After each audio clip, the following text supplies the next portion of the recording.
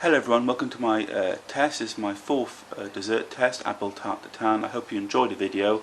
Please leave a comment or a like and subscribe if you can. And without further ado, let's start the test. Okay, here you can see my ingredients: my apples, my butter, my meat, sugar, and rolled out puff pastry. Puff pastry is simply shop bought, as it will take quite a long time to make my own puff pastry, and also is not part of the test requirements. You can, of course, make your own puff pastry by all means. I've done it before. But it does take an awful long time. And at this moment in time where it's difficult to get hold of flour, I just shop bought the pastry. Here I'm now just adding my sugar, and now about to add my mead.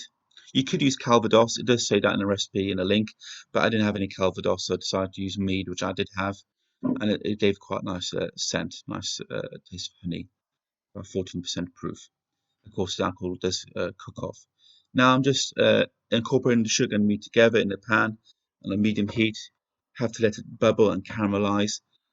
Like with using a deep fryer, when caramelizing sugar, you have to be very careful.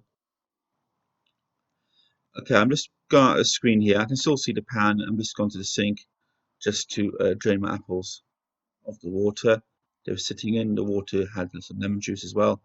Just stop them from browning. I'm just waiting for the sugar and water, sorry, the mead to uh, come to a gentle simmer and allow it to caramelize. This takes a bit of time.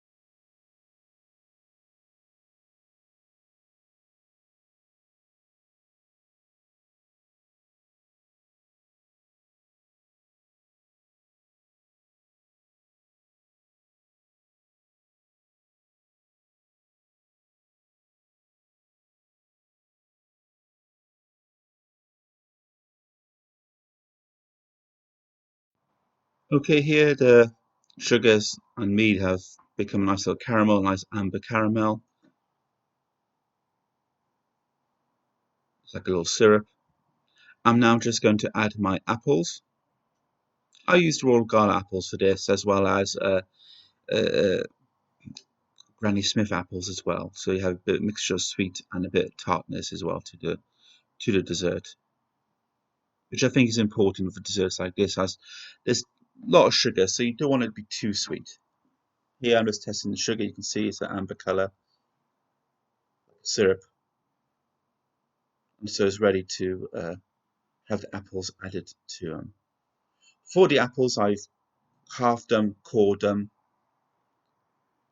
You could use segments, but I did do a tart tartin before and I added segments to it, and the segments were too small. It shrunk during cooking, didn't look very good.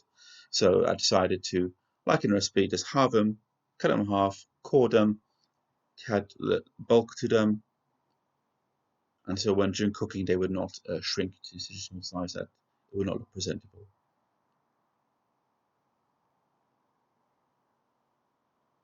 Okay, I'm just still allowing the sugar to caramelize a bit longer.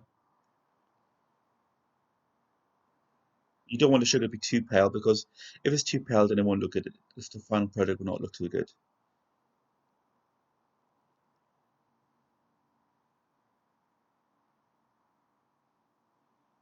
So slightly lower heat now so that it doesn't burn.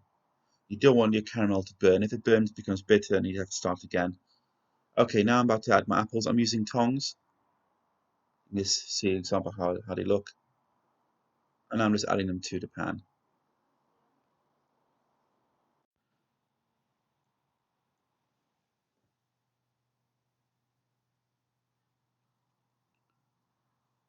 Just arranging these apples now neatly in the pan.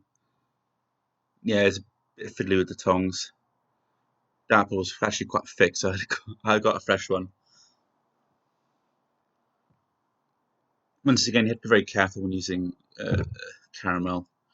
Sugar burns are also terrible.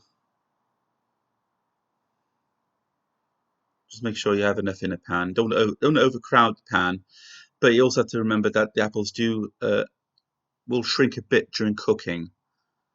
So there, I managed to have a reasonable spread in the pan now. And now I'm just going to cook them. I'm going to cook them for about 10 or so minutes, just to allow them to soften, to caramelize. I'll turn them over a few times as well.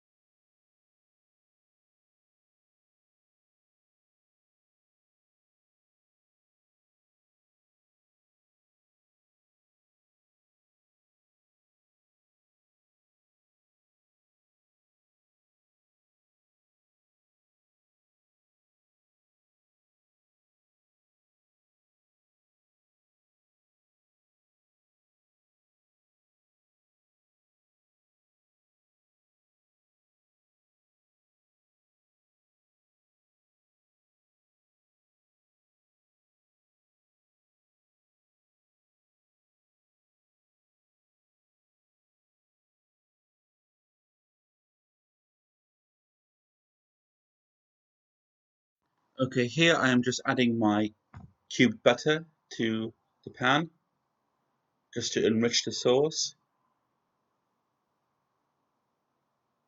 It also helps to stop the pan actually from sticking, I found as well. Now I'm just going to roll out the pastry. You have to be very careful here and also very quick. It's a bit fiddly.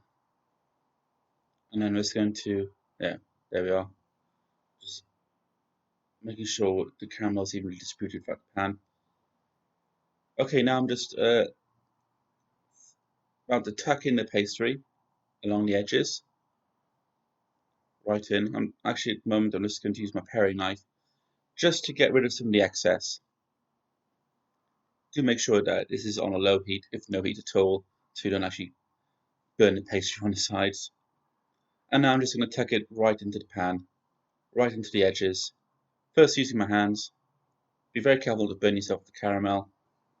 And then I'm going to press down with my wooden spoon or spatula. Once again, you have to be careful when doing this. You don't want any hot caramel to spurt out.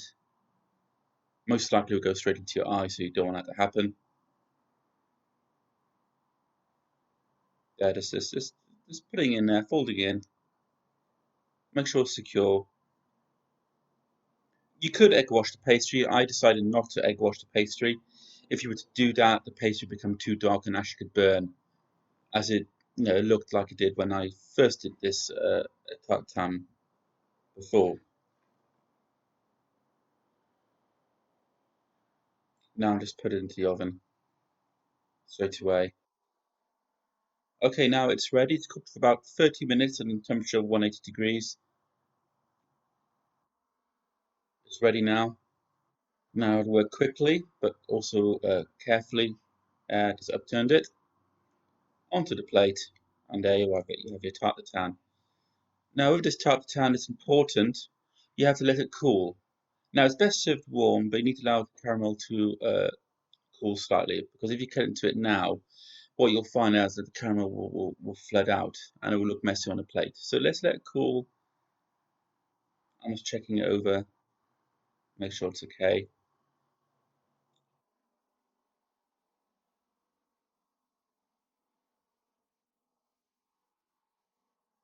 I'm just using my phone just to take some photos of it quickly. You'll see these photos in a second now coming up.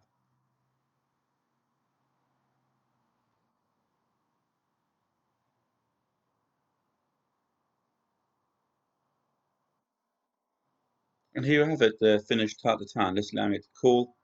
In a moment, you'll see it plated. See that half the apples are quite nice. And there you have it. You have your tart tatin with simply some pouring cream on the side. You could add some compote, I suppose, fresh fruit compote, coulis would have gone nice with it as well. Something past sour, something like a tart coulis, just to counter the sweetness. Just adding some cream.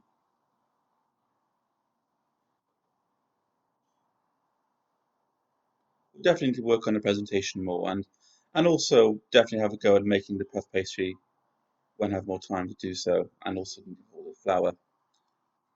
Overall, it seemed to come out all right. I hope you enjoyed the video, and please like and subscribe. Thank you very much for watching, and stay safe, everyone.